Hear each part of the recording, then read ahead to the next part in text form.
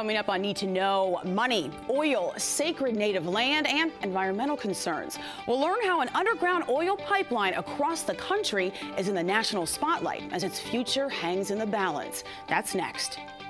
Also on the show, he has spent decades on the front lines in the fight to end the AIDS epidemic. A local doctor shares his story in a new memoir and in our studio. He'll let us know if a joint effort to end the HIV epidemic in New York by 2020 is possible.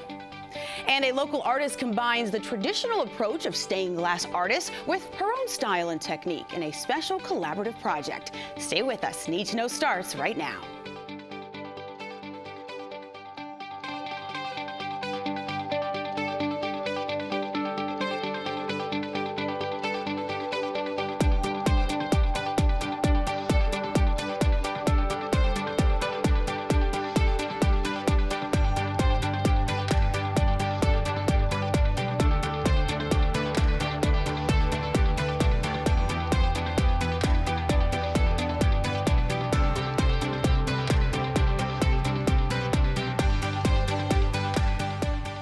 A 1,200-mile oil pipeline running through 4 states is a source of a standoff attracting national attention. The Dakota Access Pipeline, which was designed to transport about 500,000 barrels of crude oil from North Dakota to Illinois, would run near the Standing Rock Sioux Reservation. What some call an economic boon, others call a threat to Native American lands and sacred burial grounds. And activists from varied interest groups are getting involved in this fight. Joining me in the studio to help expand on the issues at hand and why we need to know about them is Michael Oberg, Distinguished Professor of History at SUNY Geneseo. And welcome to the show. It's great to have you here, and thank you for braving the weather to get here, too. Thanks for having me. So to begin, this is a complex issue, lots of layers, historical layers. So just to begin, at its core, what do people need to know about the Dakota Access Pipeline, what it could mean for Native American tribes, what it could mean for our nation? Well, there's a number of things going on with Dakota Access. I think one of the things that's interesting about this is that this is the latest chapter in a long history of Native peoples trying to protect their land from a variety of outside sources. It's a running theme in Native American history of American commercial interests, whether it's the railroads in the 19th century, mining interest, hydroelectric, fossil fuel industry, trying to sort of exploit the mineral wealth of Native America, right? 2% of the land in the United States is made up of Indian reservations. 20% of the natural gas and oil reserves in the continental United States are under Indian land. So there's always this tension. So it's a very old story in that sense. We also have a very new story here in the way that the water protectors, which is what the protesters want to be called at Standing Rock, have used social media and Facebook and various things like that to generate interest in their cause and to really create a movement that is unprecedented in the degree to which it's put enough pressure on the U.S. Army Corps of Engineers and in other parts of the federal government to at least for a time stop the final segment of the pipeline which goes under the Missouri River near the reservation. Michael, and reading about this and watching news reports, I've heard this described by some as an old-fashioned land grab. And I want to kind of get to the bottom of this and understand whose land is this? Is this passing through the tribe's land? Or is it near the land? How do we break that down and understand how that works? It's complicated, right? And let me just run through the history as quickly as I can. Yeah. Right? 1868, the Treaty of Fort Laramie, Second Treaty of Fort Laramie in 1868, followed a period of warfare on the northern plains. The Treaty of Fort Laramie was designed to sort of concentrate the Sioux on something called the Great Sioux Reservation, which took up much of the present-day western half of the state of South Dakota into North Dakota. 1871, Congress unilaterally put an end to all treaty making. About 25 years after that, at the end of the 19th century, Congress once again unilaterally broke up the Great Sioux Reservation. So the pipeline is crossing about a half mile north of the current boundaries of the Standing Rock Sioux Reservation. However, it is on land that a lot of us historians would point out was taken from the tribe against the tribe's consent, against the tribe's will.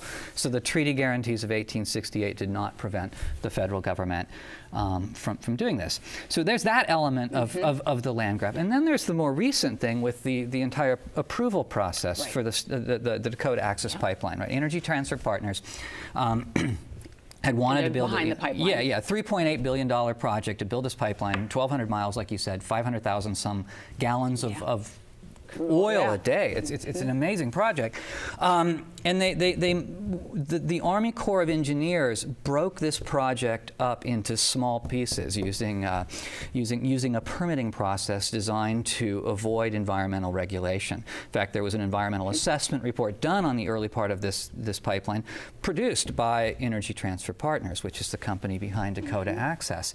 The protest movement has resulted in a situation where now the government has the Army Corps has said, well, we're not going to deliver the final easement. We're not going to allow this final 1 mile or so of pipeline to be laid, and we're going to go through an environmental impact statement, which is a much more rigorous process that may be difficult for the incoming presidential administration to undo, which is further complicated because the president-elect supposedly is in support of this. He's in support of it and may own stock in Energy Transfer Partners. The new designated nominee for Secretary of Energy, former governor of Texas, Rick Perry, is on the board of Energy Transfer Partners.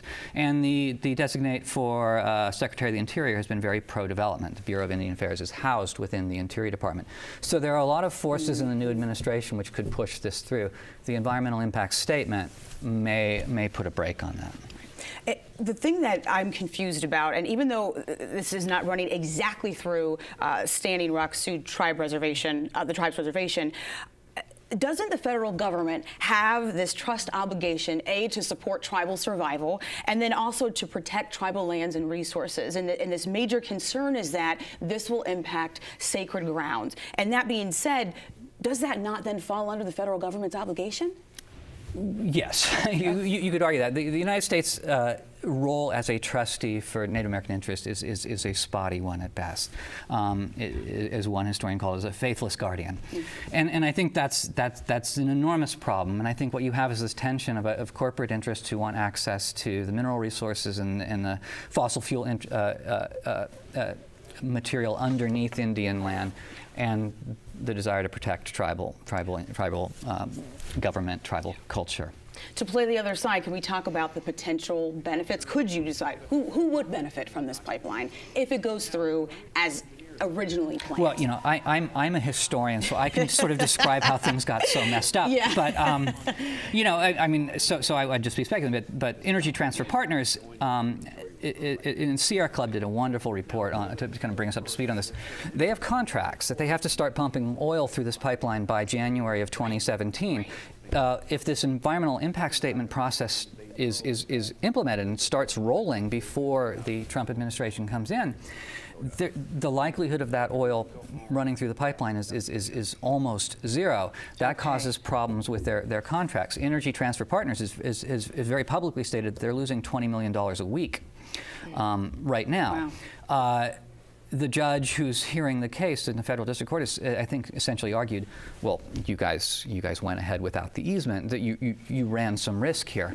Energy Transfer Partner had every reason, though, to expect that the Army Corps of Engineers would approve this, given the way that they'd acted in the past. Yeah, exactly. I read an article from the Atlantic magazine, and it said that many reports about the media reports, in particular about the Dakota Access Pipeline, have centered, according to this report, on climate change, which is why they believe, in part, the tribe has received so much recognition and worldwide support in terms of this. But my question is there a downside? I know you explained early on that there are two sides to this. Is there a downside to the tribe receiving support from some of these outside interest groups, in particular those environmental activists, those concerned that this is man-made climate change? Is there a downside to that as opposed to solely focusing on the idea that there's history to this, and as you said, there are layers to this, and it goes back to the native lands? Yeah, I don't think so. I think the discussion of the lands is running through this commentary. The environmental issues are running through these commentaries, and I think you bringing these two things together, you do have a very powerful movement, and that movement delayed this, right? What's happening in Dakota at Standing Rock? There are other reservations in the country and in Canada where mineral interests and fossil fuel interests are trying to exploit tribal resources. There are other instances in this country where water resources are are threatened by corporate pollution. Just 90 miles from us in Syracuse with Onondaga Lake, right, where you don't nearly have the outpouring of support. So the merging of these two issues is a powerful one. And I think historically, at least over the last 50, 60 years or so, generally non-Native Americans have been more sympathetic to Native American issues when they're couched in environmental terms. Political rights, gaming rights, exercise of sovereignty, those don't generate nearly the support from the non-Indian community that environmental issues do. So I think there's no downside, in my view, in bringing this together. I've read that the protest gatherings against the pipeline outside of Bismarck, North Dakota, have garnered support of about 280 Native American tribes. I've heard this called one of the most significant gatherings of Native tribes in the U.S. in about 150 years. I wanted to get your reaction to that and to kind of explain how does this, explain a little further, how does this really come about creating a larger movement? Well, this started off with just a handful of people at Standing Rock protesting, and they worked through social media, the shaky iPhone videos that were circulating, and what you saw there was a relatively small number of protesters, and this is unfortunately another truism in Native American history, is that when Native people stand up against the interest of those who want to exploit their land, they can face the full force and fury of militarized forces, in this case militarized police force. And you saw the video of these nasty police dogs biting people, the rubber bullets and the violence, and it grew. And it grew. And I think that this is an unprecedented gathering, right? There was protests in the 1970s, early 1970s, that generated a lot of interest. But this is something different. And at least as far as we've gotten, it's succeeded, right? We've delayed, right. The Dakota Access Pipeline may be completed, right? Congress could pass a law granting the easement. Nothing could stop that from happening. The president-elect could force it through. It's hard to tell what kind of political cost he's willing to pay to do that, what kind of litigation he's willing to engage in to do that. And then the environmental impact statement, that there's a process of deciding what the scope of that will be too. There's all kinds of ways where it can happen. Many of the young people who are protesting, I mean, Native and non-Native alike, are going to stick it out through the North Dakota winter and to keep this issue at the forefront. You read the national Native American media, this is a major story, and it's not going to go away. Well, we have to close for now. We'll be tuning in to see how this plays out. Michael Oberg, Distinguished Professor of History at SUNY Geneseo, thank you so much for your expertise and for breaking this down for us. For continuing coverage of the Dakota Access Pipeline controversy, please stay tuned to PBS NewsHour and our website, WXXInews.org. We transition now from the Native American pipeline fight in North Dakota to a local doctor on the front lines in the battle against HIV/AIDS. Dr. Bill Valenti has been immersed in HIV treatment, research, and awareness since the 1980s. And he's chronicled his journey and his mission to end the HIV epidemic in New York State by 2020 in a new memoir, AIDS: A Matter of Urgency. Joining me to share more about his story and where his goal stands as of now is Dr. Bill Valenti, co-founder and staff physician at Trillium Health. And welcome. It's great to have you here. Thank you. So, Dr. Valenti, you have said, and I've had an opportunity to read excerpts of your memoir, and you said every day you imagine a world without AIDS. And you have spent decades on this work on a treatment level, policy level, prevention level, and so on. What has made you devote your life and career to this? Well, first of all, I didn't do it by myself. An interest in public health, taking care of people. Early on, my sister and I participated in the polio vaccine trial in the 1950s. And I had the chance to watch polio disappear in my lifetime. After the vaccine was launched, it worked and it was launched, and that was the end of polio.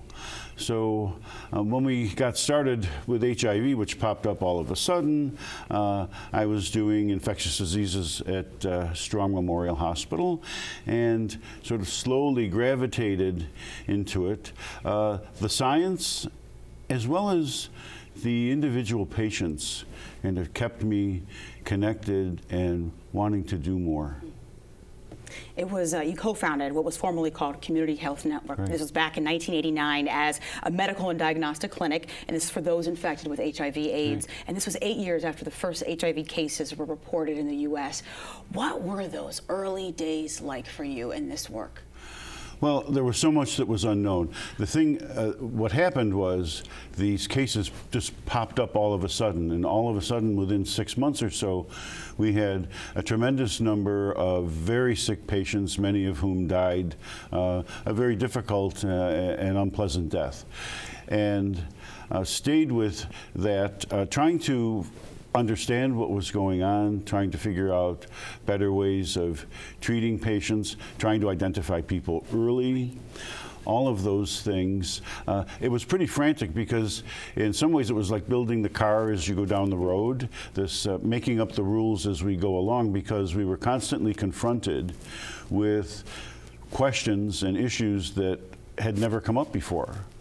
So I learned how to think on my feet, and how to do it better, and learn from my experience, and also was fortunate enough to work with a lot of very talented, very committed, and really smart people along the way who've made a huge difference. I read that there was a period of time, and you write about this in your memoir, when you would wear army fatigues, a black t-shirt, and combat boots around your house at night on the weekends because you wanted to get into this mentality, this war mentality. You said there was a medical war, a culture war, and so on. Explain that a little bit. The culture wars, the medical war, I wanted to put myself in the right mood, even though it was completely out of character for me. And we used to laugh about that. On the other hand, as I said, the culture war, for example, there were people who thought of HIV or AIDS as punishment for their sexual behavior.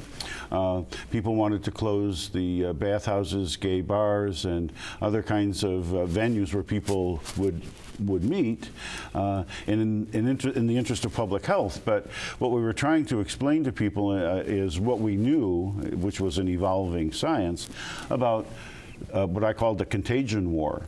In other words, there was a lot of people were very fearful of getting HIV or AIDS from casual contact.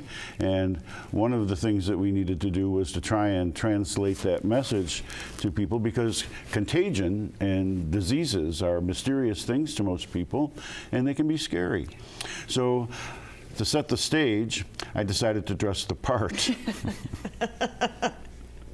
It was a nice moment, to read about that. Well, the United Nations has its goal to end the AIDS crisis worldwide by 2030. And you're a member of Governor Andrew Cuomo's task force launched in 2014 to help end the HIV/AIDS epidemic in New York State by 2020. What are the targets? Are they ambitious? And what's the likelihood that at the end of 3 years, in 3 years' time, that goal will be met? This is a huge, ambitious effort on the part of New York State, very bold effort, but it's also built on about 35 years of really sound public health policy in New York State. I think we've really led the nation in terms of trying to get ahead of the AIDS epidemic, and we're starting to see some results. Better drugs make a huge difference starting in the mid-1990s. There are other technologies, testing kinds of things that we can do today that we couldn't do in the early days that help guide treatment and help us monitor patients. And then this prevention pill once a day to prevent HIV in high-risk people is also a big game changer. The goal of this activity is to reduce new infections statewide by the end of 2020 to under 750 a year. Progress? Well, we're making progress. In 2014, the first year since the epidemic began, there were 2,500 or so new cases reported statewide. This is in contrast to the early days when there were tens of thousands of cases being reported a year. So these efforts are making a difference. African Americans are most affected Yes. by HIV. Hispanics are also disproportionately impacted by the disease. According to the Centers for Disease Control and Prevention, in 2015, African Americans represented 12% of the U.S. population, but accounted for 45% of HIV diagnoses. And I want to know, why are some groups disproportionately affected, for one, and then does this knowledge at all factor into the work that's being done in New York State in trying to reach this goal by 2020? People who don't ordinarily have access to health care for a variety of reasons are people who are likely to come into care later, be tested later, come into care later and have more advanced disease. So that having access to the healthcare system makes a huge difference, but there are other kinds of things that we need to consider here, what we call social determinants of healthcare, housing, health insurance, employment, mental health issues, substance use issues. All of those things are a drag on patients and keep them out of care. So what we're doing, and this is a big part of the governor's initiative, is to try and manage some of those social determinants, housing, insurance, employment, et cetera, and help address those as a way of getting people connected and linked into healthcare. So it's not a one-size-fits-all. It's a matter of tailoring the education and what we call outreach to bring people into care and address some of the issues that are specific to individuals as well as to populations. Well, I was an 80s kid, and I can remember in the 80s and the 90s hearing about the HIV/AIDS epidemic a lot, whether through public service announcements, class. I'll never forget when basketball great Magic Johnson announced in '91 that he tested positive for HIV and had AIDS. But younger generations don't seem to be as aware of this epidemic as older generations do. And why do you think that is? And I'm asking, considering the title of your memoir, which is A Matter of Urgency. That matter of urgency changed in the mid-1990s when better drugs became available and made HIV really a chronic illness for many people, a better managed illness, and not the death sentence that was associated with AIDS in the early 1980s. So if you haven't lived through that era, your view today is one of, oh, I take a pill and it's not so much. The purpose of this book is to reignite the discussion, is to get it back on the radar screen, especially for those people who never lived through that early era and need to know. Dr. Valenti, well, we commend you for the impact that you've made in our community and that you continue to make and beyond our community. So thank you for joining me today. Get your copy of Dr. Bill Valenti's new memoir, AIDS, A Matter of Urgency. You can order his book online at amatterofurgency.com. And now, Sasha Ann Simons, host of WXXI's Arts in Focus program, will introduce us to one of the foremost glass artists in the nation with a unique technique likely unfamiliar to many of us. Thanks, Helen. When you think of glass art, you probably think of stained glass, leaded glass, and blown glass, right? Ever heard of architectural glass? Well, local artist Nancy Gong has been diving deep into architectural glass techniques. Over the past few months, she has worked with the Rochester Museum and Science Center to create a work of art that details the water cycle of our region. Here's a look.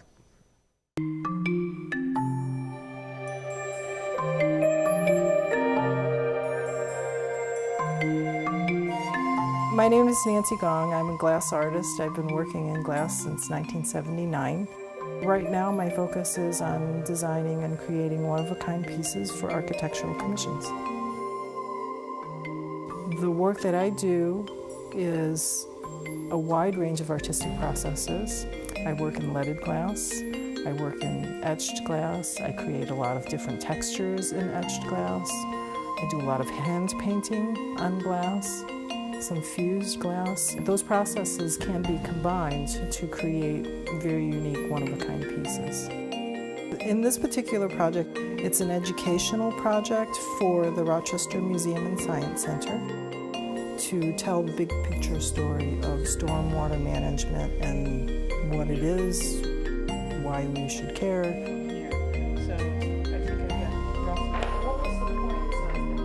The museum didn't originally know what they were looking for. my input was we needed to show it within the context of our specific location so that people could make a personal connection to the artwork. The design focuses on the cycle of the water. It essentially shows the Genesee River watershed. There's a lot of layers of content in the design.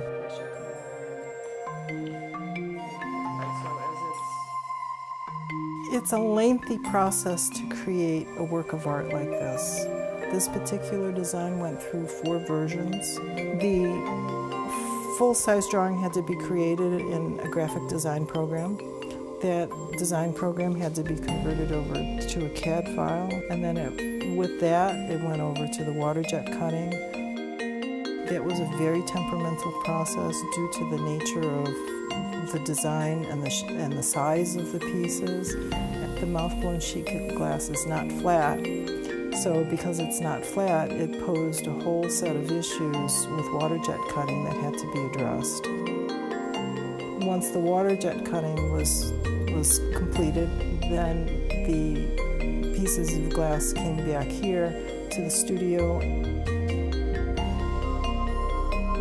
and the painted pieces would have to be fired into the kiln, some of them multiple times because of the way that they were painted. Then once all of the surface work was done, we moved into the lamination process, and the lamination process is another very particular process. Very temperamental, small window of time to do it properly, a very unforgiving process. Many of the processes that I worked in to create the work, from the sandblasting to the painting to most definitely the cutting of the work, were totally unforgiving processes, things that had to be done multiple times in order to have it look the way that I planned for it to look. The creation of a work of art like this is never easy. There are things that come up that are not necessarily planned for. And when they come up, you just kind of swallow and take a deep breath and say, okay, what do I need to do to keep this going? It all comes out okay in the end.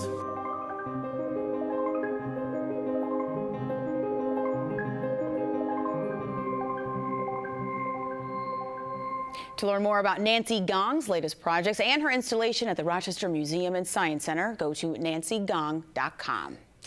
And that is it for this edition of Need to Know, Rochester's news magazine. I'm your host, Helene Bianduti-Hofer. Thank you for joining me tonight, throughout the weekend, and online at WXXInews.org. I will see you next week.